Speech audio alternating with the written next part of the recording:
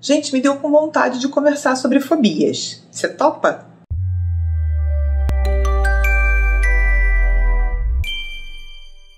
Então vamos lá. Primeiro vamos localizar onde ficam as fobias dentro do DSM-5.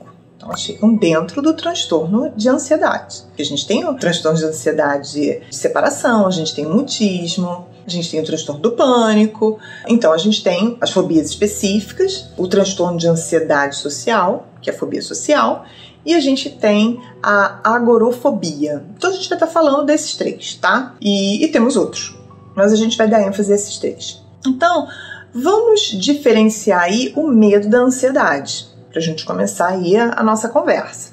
Então, quando a gente fala de medo, os dois são importantes, tá? Os dois são necessários para nossa... deixa eu botar aqui que vai acabar a bateria. Os dois são importantes aí para nossa vida. Por quê? Porque o medo, inclusive, ele nos ajuda a sobreviver.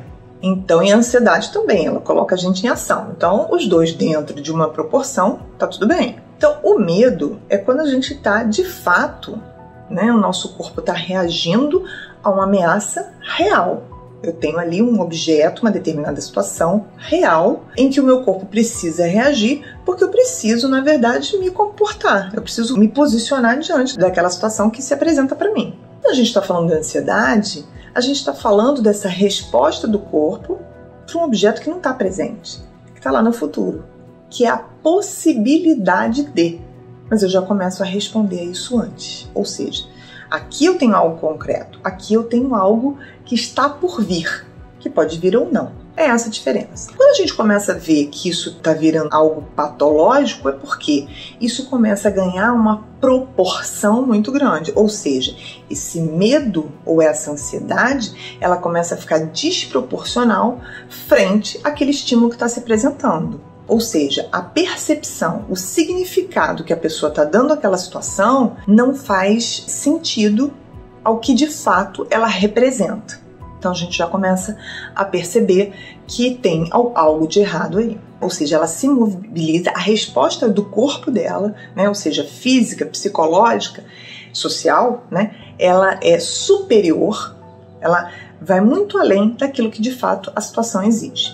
Então ela não atende, digamos assim, às expectativas daquela situação. Esse é um ponto importante para a gente estar entendendo.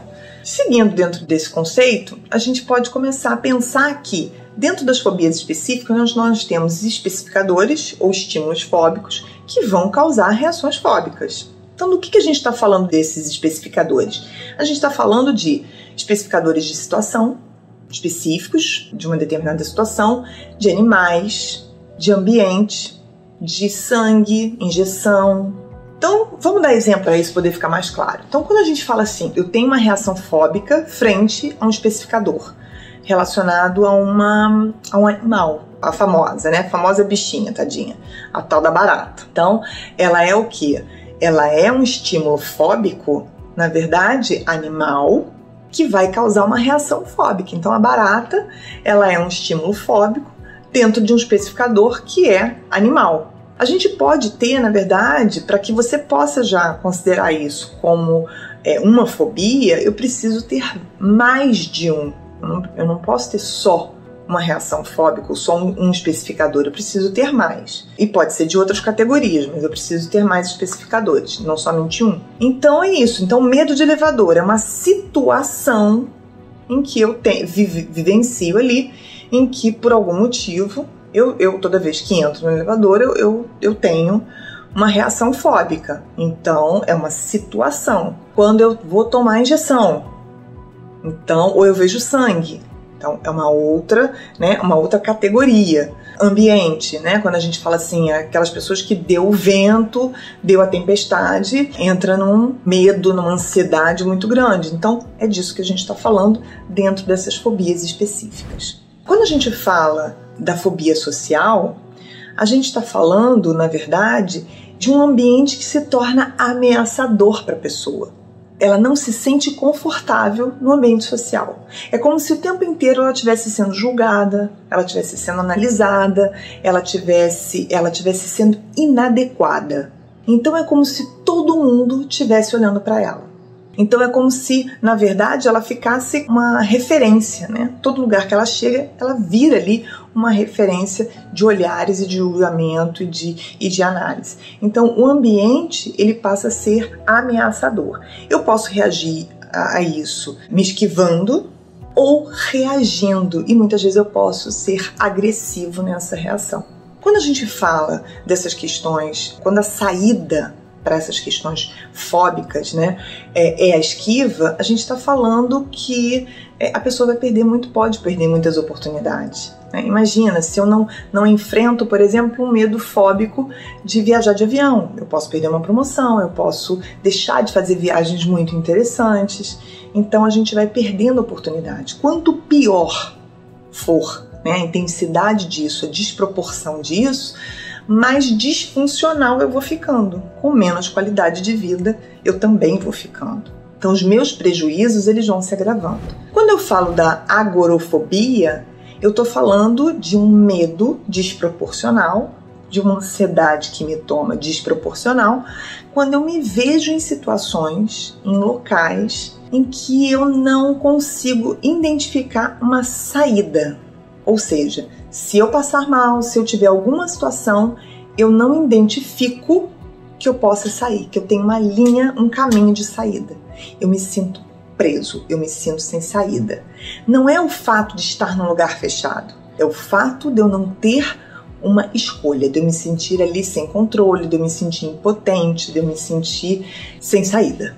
Tanto é que a agorafobia, ela é uma comorbidade do transtorno do pânico. É a comorbidade mais tradicional, digamos assim.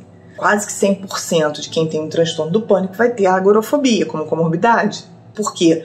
Porque vai dando aquela perda de controle, aquele medo de passar mal. Eu preciso, na verdade, ter ali um plano de saída, de uma rota de fuga. Imagina eu preso num engarrafamento, onde eu olhe e veja que se eu passar mal, a ambulância não chega. Isso vai ganhando uma proporção. Então a gente está falando desses 3 transtornos, na verdade, dentro do campo das fobias, que está ali dentro do transtorno de ansiedade. E que como é que a gente trata disso, na verdade? Questão número 1. Não coloquem a pessoa, não desqualifiquem isso. Acho que essa é uma palavra que a gente tem que estar o tempo inteiro. A gente não tem a dimensão do sofrimento do outro. Então não dá para brincar. Muitas vezes a pessoa fica jogando, ela tem medo de barata, então vamos jogar uma barata de plástico. Numa dessa, a pessoa tem uma crise de pânico. Então a gente pode causar um dano psíquico à pessoa numa suposta brincadeira. Ou seja, ela não está brincando. Aquilo é real para ela. Então a gente precisa ter muito cuidado com isso. Os caminhos é o acompanhamento. Às vezes precisa da psiquiatria, precisa da psicologia para saber o porquê, né, as causas dessas reações fóbicas frente a esses estímulos, enfim, qual é o significado desses estímulos, desses especificadores, né, o porquê que o ambiente é tão ameaçador, o porquê de não se ver sem saída, né, de se ver sem saída é tão ameaçador. Então isso são coisas que a gente vai precisar estar investigando. A esquiva não é a melhor estratégia, ou seja, fingir que não está acontecendo e tentar não me colocar diante daquelas situações. Ou seja, eu sei que aquilo ali me causa um certo pânico, então eu não vou me colocar naquela situação. Só que com isso eu vou perdendo qualidade de vida. Então é por aí. Vamos respeitar as pessoas que têm seus medos, suas ansiedades frente a algum estímulo fóbico, respeitando aí que realmente elas têm medo e ansiedade. É desproporcional? É, mas é real dentro da percepção e do significado que ela dá àquela situação. Tá bom? Beijos, até o próximo.